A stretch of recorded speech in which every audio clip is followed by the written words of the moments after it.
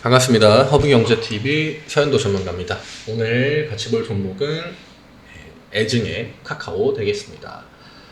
시장이 굉장히 힘든 하루였습니다. 전날 금요일에 나스닥이 크게 좀 하락을 보여주면서 역시나 우리나라도 그 영향을 비껴가지 못한 듯 보여지고요. 그리고 수요일날 FOMC 발표에 따라서 그 뉴스들이 지금 굉장히 많이 나올 거예요. 금리를 0.75 올릴 가능성이 점점 높아지고 있다. 0.5% 일단은 시장에서 예측하고 있는 수치가 있지만 이번에 CPI 소비자 물가지수가 안 좋게 나오면서 금리를 0.75 올릴 가능성도 있겠다 해서 지금 시장이 약간은 좀 공포의 형태를 보여주고 있는 것이 아닌가 이렇게 생각이 되고 있습니다. 나스닥이 반등을 해준다면은 그것이 일단 카카오에게 최선이겠지만 지금 일단 시장 자체의 분위기는 하방 압력이 굉장히 강하다 이렇게 보시면 될 것 같습니다. 일단은 뉴스를 하나 볼 건데 그렇게 의미가 있다거나 내용이 있는 뉴스는 아니고 그냥 카카오 중장기 전략 제시에도 신저가 목표가 잇따라 하향.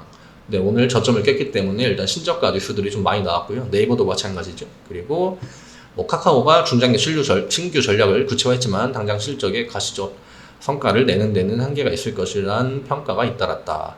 이게 제가 늘 말씀드리지만 주가가 빠지면은 꼭 이런 식으로 부정적으로, 주가가 오르면은 바로 바닥인가 저점인가 나온다고 말씀드렸죠. 그래서 제가 이런 뉴스를 왜 자꾸 이렇게 반복해서 말씀드리냐면은 결국 이렇게 안 좋다고 하는 뉴스에도 어떠한 여지를 줍니다.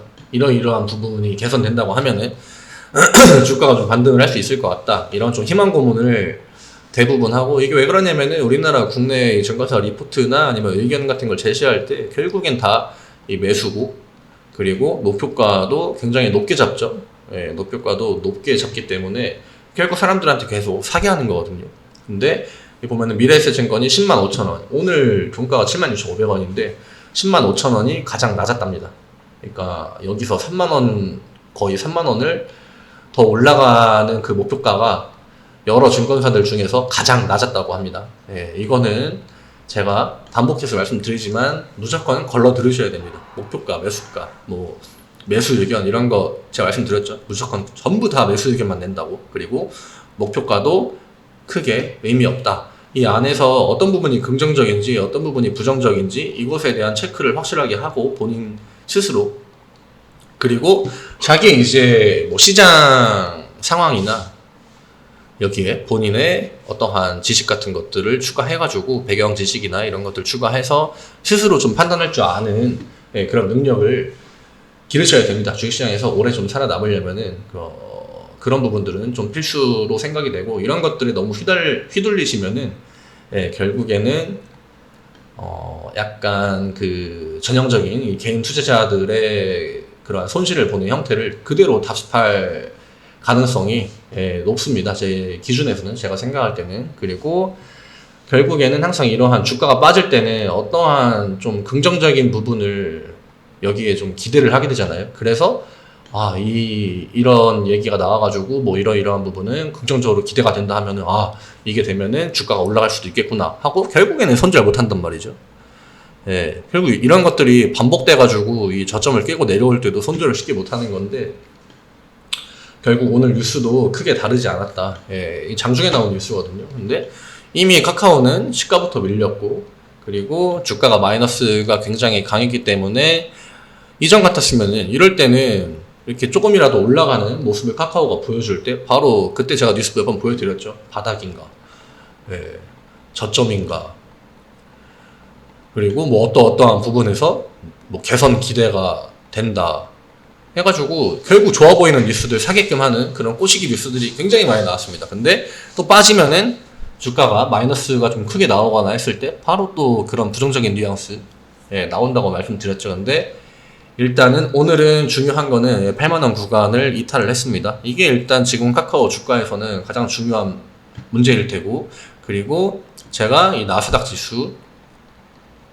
중요하다고 말씀드렸는데, 물론 이 나스닥 지수는 우리나라 주식시장에 전체적으로 영향을 미치는 부분이기 때문에 다 중요하겠죠. 모든 종목들이. 물론 일부 테마성 종목들을 제외하고는 예, 근데 제가 이 나스닥 지수를 카카오 종목 이야기할 때 왜 말씀드리냐면은 비껴가기가 힘듭니다. 그러니까 나스닥이 빠지면은 카카오는 그냥 빠진다 일단.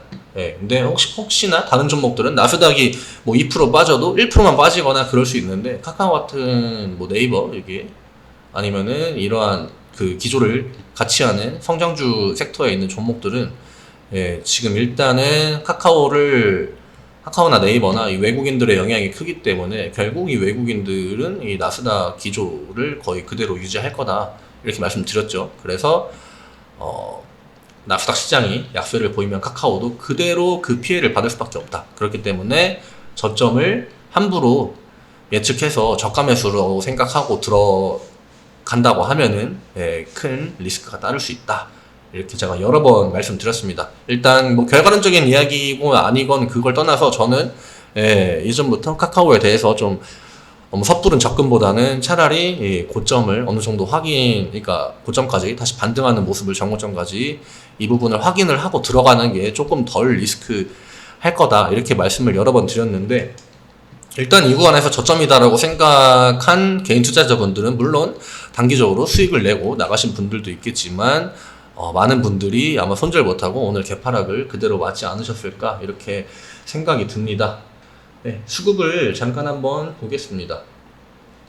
네, 오늘 역시나 양매도가 나왔고요. 지금 뭐 이날은 외국인이 매도를 크게 하지 않았기 때문에 이날은 논외라고 치고 지금 최근 5거래일 중에 4거래일 동안 양매도가 나왔습니다. 외국인이랑 기관이 동시에 팔고 있는 거기다가 개인 매수만 지금 5일 연속으로 계속적으로 들어오고 있고 이 부분은 주가에 무조건 부정적인 영향을 준다 말씀드렸습니다. 반복적으로. 근데 외국인, 기관 어느 한 곳에도 지금 카카오가 기댈 만한 곳은 없습니다. 결국 기관도 그렇고 외국인도 그렇고 지금 카카오를 어떠한 형태로 좀 방어해주는 성격은 보여주지 않는다. 그렇기 때문에 이 회사가 뭐 자사주 소각을 한다든지 아니면 다른 회사들처럼 자사주 뭐 매입 이후에 소각 이런 것들을 해도 카카오가 지금 주가 방어를 보여주기에는 조금 힘들다. 결국 중요한 거는 외국인이랑 기관 수급이 좀 빨리 돌아와야 된다.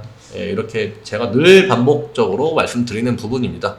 일단은 8만원을 깼기 때문에 다음 구간을 잡는다고 하면은 뭐 75,000원, 그 밑에 7만원 이런 식으로 라운드픽이 잡을 수 있겠죠. 그리고 이 구간에서 꽤나 많은 거래가 이루어졌고 이쪽 구간에서 횡보도 꽤나 오랫동안 나왔기 때문에 이러한 등락 과정이 많이 나왔죠.